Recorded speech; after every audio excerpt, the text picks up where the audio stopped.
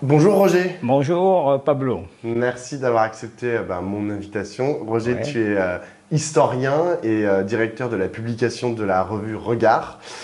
Si on t'a invité ce matin, c'est parce que on est au lendemain de la fin de la fête de l'humanité. Une fête de l'humanité qui a été assez remuée, qui a été assez intense en débat. L'un de ces débats est né d'une phrase qu'a sortie Fabien Roussel, une phrase d'ailleurs qui est à mon sens issue d'une pensée assez structurée et d'un positionnement stratégique pas inintéressant à observer. Le patron du Parti communiste français a déclaré « La gauche doit défendre le travail, elle ne doit pas être la gauche des allocations et des minima sociaux ». Qu'est-ce qu'a voulu dire Fabien Roussel d'après toi? Mais d'abord, je pense qu'il s'agit d'une formulation malheureuse. Bien sûr, on peut se dire au fond que Fabien Roussel fait comme beaucoup, comme nous tous, le constat que le Rassemblement national s'est installé dans le paysage social.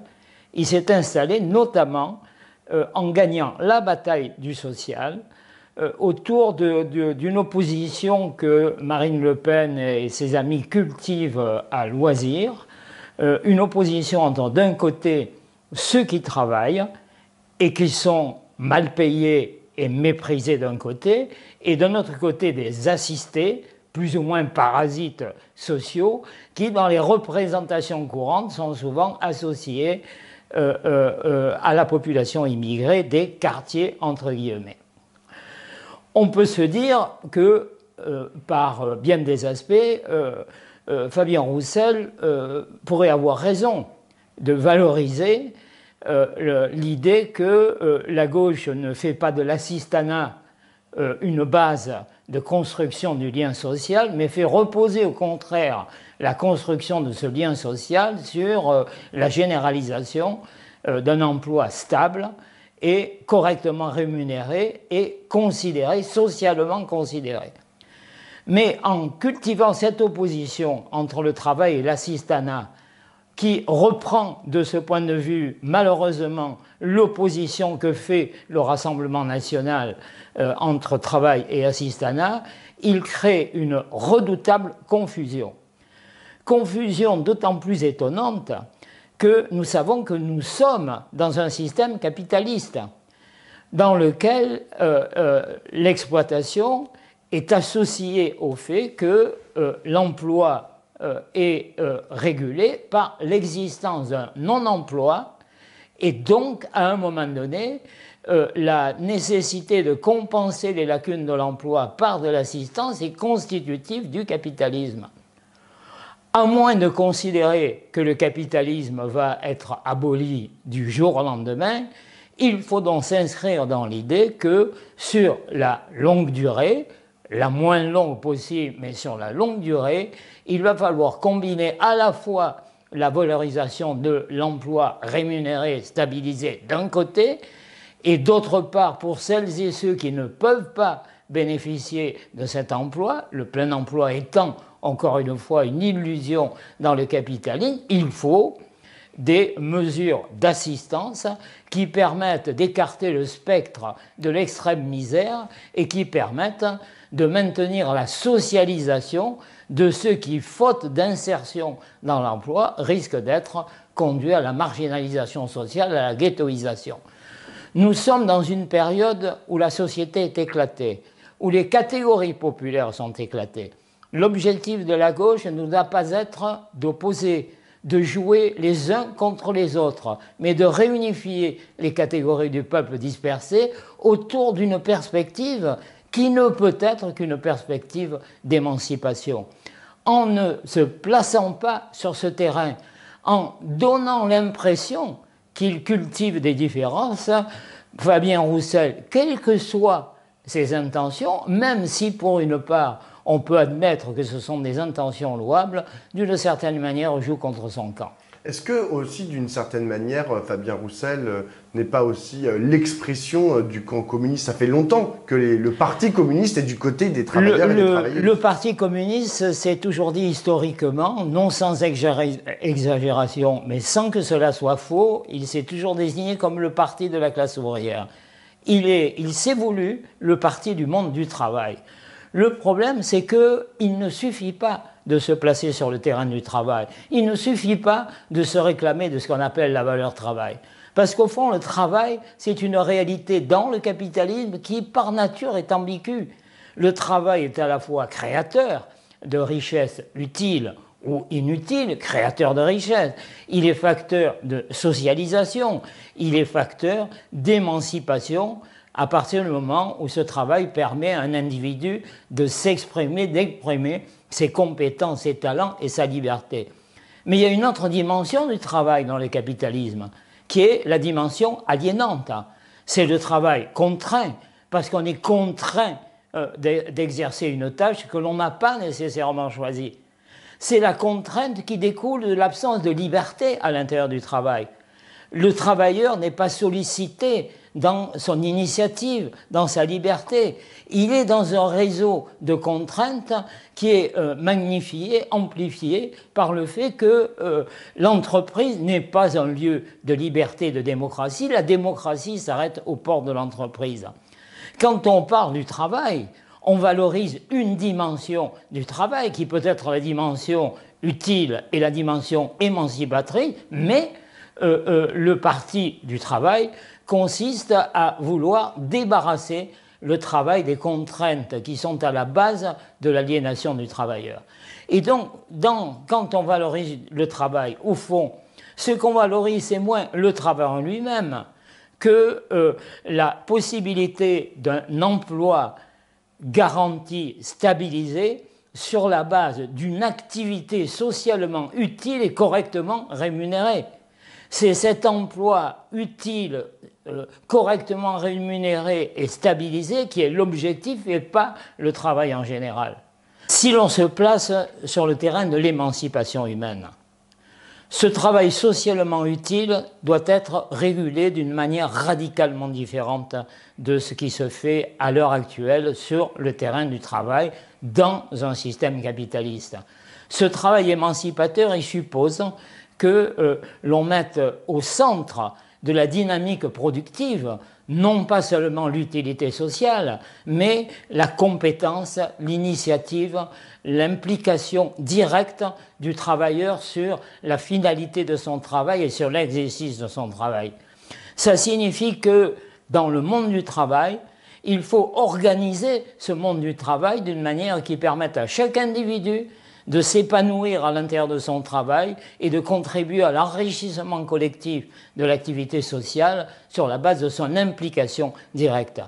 C'est donc la question de la démocratie au travail qui devient une question de plus en plus cruciale, d'autant plus que cette démocratie est une condition non seulement de l'efficacité au travail, mais aussi une condition pour que ce travail utile soit en même temps, par exemple, respectueux des environnements, soit, compatible avec l'exigence de sobriété. J'ajoute une dernière chose, c'est il faut se placer sur le terrain, évidemment, de la valeur du travail émancipateur, libéré des contraintes capitalistes, mais il faut en même temps, de manière, j'allais dire, réaliste, considérer que pour ceux qui sont à l'écart de cette activité, il faut créer des conditions pour permettre, encore une fois, de compenser ce que le système n'est pas en état d'assurer, c'est-à-dire l'emploi sur la base d'un travail socialement utile. Il faut donc les mesures de compensation, non pas sous une forme caritative, mais comme une condition en écartant les risques de marginalisation pour une condition pour un lien social qui est un lien équilibré et donc qui permet d'éviter ce que nous vivons aujourd'hui, c'est-à-dire la dérégulation sociale généralisée, la concurrence généralisée et sur cette base-là, la montée des insécurités et de la violence. Et donc, il faut encore une fois tenir les deux bouts de la chaîne. La gauche, en général, le communisme en particulier, doivent être du côté du travail, c'est-à-dire, encore une fois, de l'emploi utile, stabilisé, correctement rémunéré et reconnu dans ses droits, et en même temps, il faut assurer à ceux qui ne sont à l'écart de cet emploi, il faut assurer des conditions décentes qui permettent de maintenir le lien social et d'éviter les dérives que nous connaissons aujourd'hui. C'est les deux en même temps et pas l'un ou l'autre, ou l'un a fortiori l'un contre l'autre, comme le fait le Rassemblement national.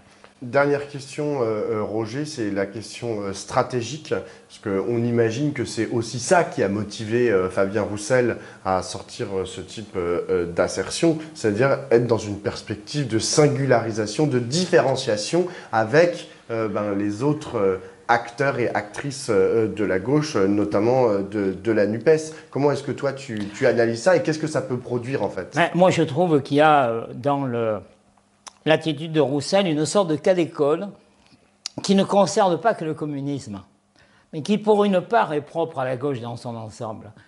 C'est un peu l'idée selon laquelle l'identification se fait sur la base de la différenciation.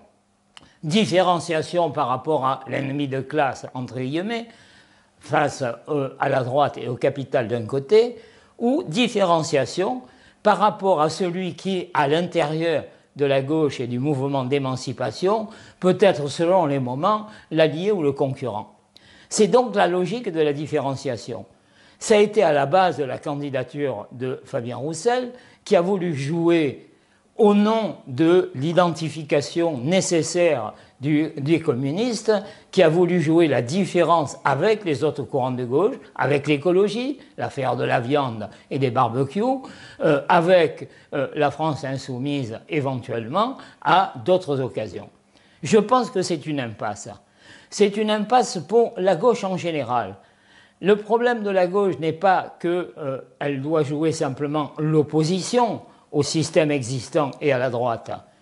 L'opposition sans la construction perspective, l'opposition sans le projet émancipateur, sans la construction politique à vocation majoritaire, ne risque d'actiser la colère en transformant la colère en ressentiment. Or, le ressentiment fait le jeu du Front National, du Rassemblement National. La question est donc une question stratégique fondamentale.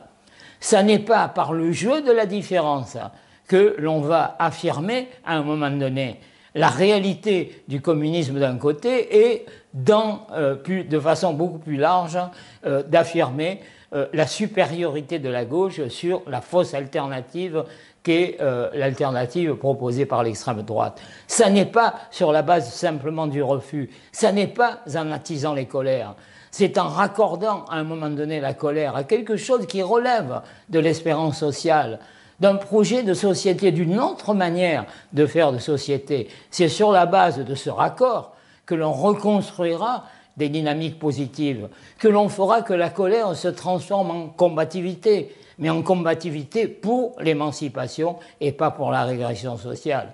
C'est ça qui est fondamental, et je trouve qu'au fond, Fabien Roussel est un remarquable cas d'école en montrant au fond exactement ce qu'il ne faut pas faire si l'on veut faire reculer le Rassemblement national. Il faut procéder d'une autre manière. Il est tombé d'une certaine manière dans son propre piège. Je le regrette, mais il est toujours temps de rectifier le tir. Merci beaucoup, Roger.